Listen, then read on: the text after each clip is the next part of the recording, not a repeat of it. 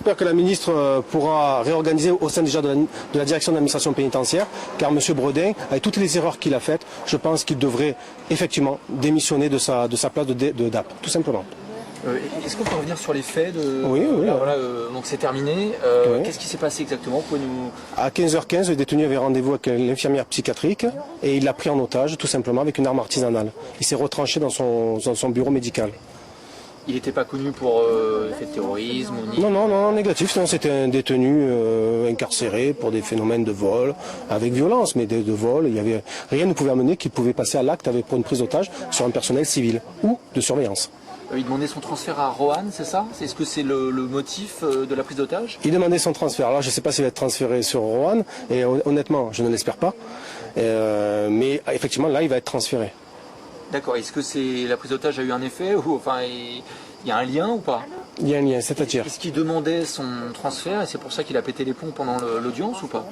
C'était pas une audience, mais je pense que c'était prémédité. Lorsque vous allez calmement à un rendez-vous avec une arme artisanale pour prendre en otage un personnel féminin qui est là pour vous soigner, ce n'est pas un pétage de plomb, c'est une préméditation. Comment elle va, l'infirmière? Je ne l'ai pas eu, mais je pense que passer 3 heures avec une lame, je pense qu'elle est fortement choquée. On revient juste parce qu'on était en train d'envoyer des images quand vous avez commencé l'interview. Qu'est-ce que vous pensez en fait de cette prise d'otage? Pour vous, c'est révélateur de quelque chose? Alors, la prise d'otage, oui, c'est bien sûr que c'est révélateur. La prise d'otage en elle-même, peut-être n'aurait pas pu être évitée. Ce sont les facteurs qui ont mené à la prise d'otage qui auraient pu être évités. Nous, c'est ce que nous avons dénoncé au mois de janvier. La violence, une violence banalisée en détention. Dans tout établissement de France, vous avez une violence accrue. Vous avez des agressions chaque jour. Chaque jour, je vois tomber des tracts où des collègues se font violemment agresser. Et là, donc, des prises d'otages, plus des évasions. Et l'administration, la direction de l'administration pénitentiaire ne fait strictement rien. Et ça, nous le dénonçons. Nous tenons à notre métier. Et vous le disiez tout à l'heure, finalement, il a obtenu ce qu'il cherchait?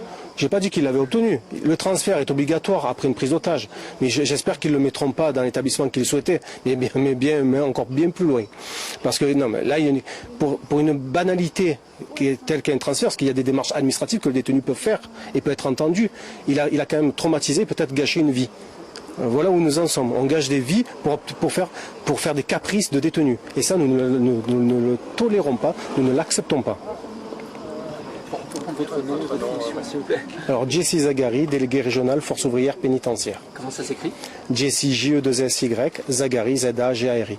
Mais par contre, je tenais à souligner quand même le professionnalisme des ERIS, des équipes régionales d'intervention et de sécurité, des personnels de surveillance qui ont réussi à isoler le détenu, et ainsi que de la direction locale qui a su bien gérer dès le début, avec les ERIS qui ont donc géré la situation de bout à bout et qui ont réussi à mener le détenu à se rendre et à libérer l'infirmière. Merci. Juste avant de faire il paraît qu'il y a eu des prises d'images lorsque les portes étaient ouvertes. S'il y a du personnel ou des gens ont été filmés à l'intérieur, vous ne pouvez pas diffuser, je vous le rappelle. Donc attention dans ce que vous monterez en image. Donc je suis Rémi Avon, R-E-M-Y, A-V-O-N, vice-procureur de la République au tribunal de grande instance d'Aix-en-Provence. Je suis en présence de Madame Françoise Comte, C-O-N-T-E, chef de l'établissement pénitentiaire du centre de détention de Salon de Provence.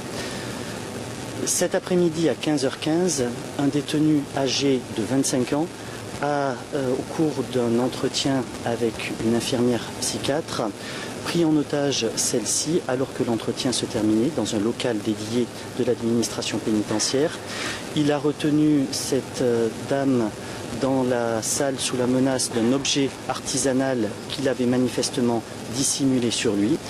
Et au terme de 3 heures de négociation avec les escadrons régionaux d'intervention et de sécurité de l'administration pénitentiaire appuyé par le RAID, celui-ci a accepté vers 18h20 de libérer l'otage, puis a été neutralisé par les forces de sécurité.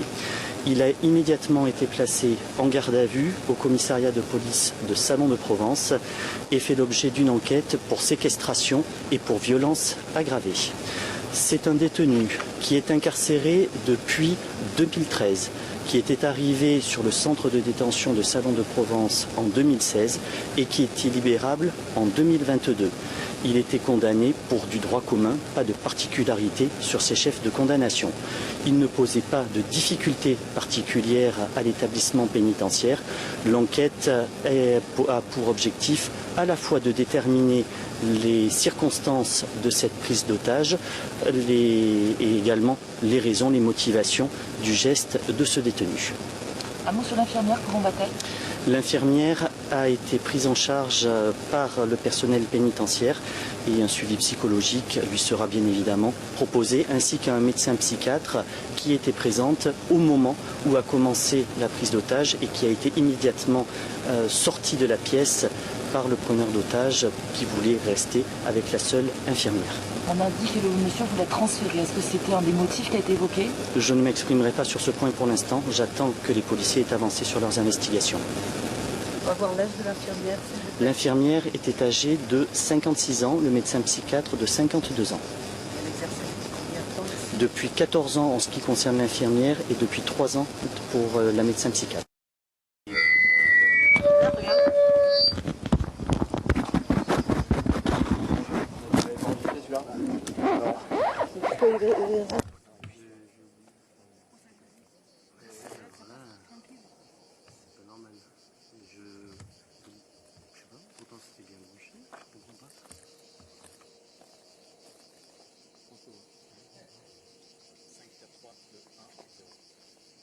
Oui, la prise d'otage aura... Pardon. Non, c'est quand tu enregistres. Non, avec un second. Oui, la prise d'otage aura duré environ 3 heures. Elle s'est achevée vers 18h25. L'infirmière a été prise en charge après sa libération. Elle n'est pas blessée. Alors sur les faits, ce qu'on sait, eh bien, c'est que tout a démarré peu après 15 heures dans l'unité sanitaire de ce centre de rétention.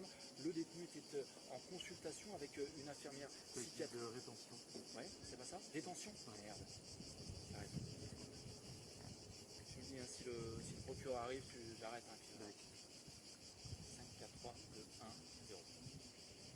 Oui, la prise d'otage aura duré environ 3 heures. Elle s'est achevée vers 18h25. L'infirmière qui avait été prise en otage a été prise en charge après sa libération. Elle n'est pas blessée.